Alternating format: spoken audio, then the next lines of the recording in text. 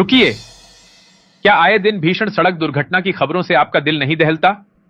दोस्तों, चलिए आज एक ऐसे मुद्दे पर बात करते हैं जो सच में हमारी जिंदगी में मैटर करता है, जो है हमारे बच्चों की रोड सेफ्टी।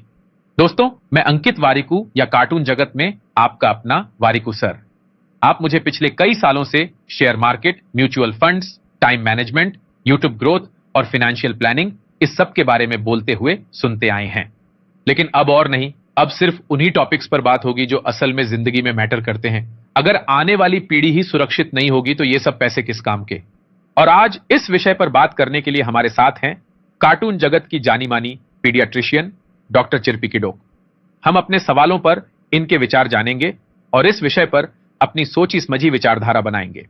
डॉक्टर साहब, अपने बीसी स्केड्यूल से समय निकालने के लिए धन्यवाद और आज के इस डिस्कशन में आपका स्वागत है। Thank you so much for having me here. It's my pleasure. जहां तक बिजी स्केड्यूल की बात है तो जरूरी कामों के लिए तो समय निकल ही जाता है। आखिर आपसे ही तो टाइम मैनेजमेंट सीखा है वारिकू सर। ये तो आपकी बंदा नवाजी है डॉक्टर साहब। चलिए आज के टॉपिक पर आते हैं। जैसा कि आपने भी देखा होगा, देश में होने वाले रोड एक्सीडेंट्स की भीषणता बढ़ती जा रही है। इसके पीछे आपको क्या कारण लगते हैं? देखिए, हर उन्नति अपने साथ कुछ जिम्मेवारियां लेकर आती है। इन अदर वर्ड्स, अगर हम विकास के साथ जिम्मेवार नहीं बनते तो उसकी कीमत चुकानी पड़ सकती है। मैं समझा नहीं। देखिए, पिछले कुछ समय से आपने देखा होगा कि देश में सड़क राजमार्ग निर्माण पर काफी जोर दिया जा रहा है, जो कि राष्ट्र की उन्नति के लिए अत्यंत आवश्यक है। अच्छी सड़कों के आने से वाहनों की सामान्य गति पहले से दोगुनी हो गई है, जिससे हम अपनी मंजिल तक आधे समय में ही पहुंच जाते हैं।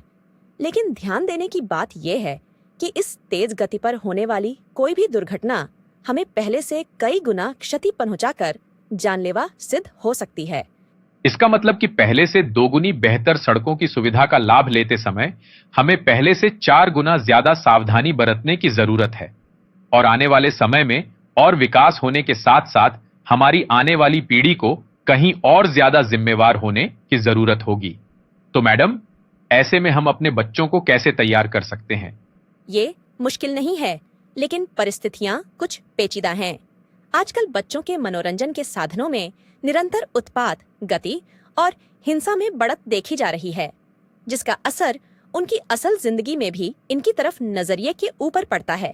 इसीलिए पेरेंट्स को इस पर नजर रखने और जरूरत पड़ने पर अंकुश लगाने के लिए तैयार रहना होगा। एक और बात, बच्चों को एडवेंचर एंड फन सिखाने की जरूरत नहीं पड़ती, क्योंकि ये उनमें प्राकृतिक रूप से होता है।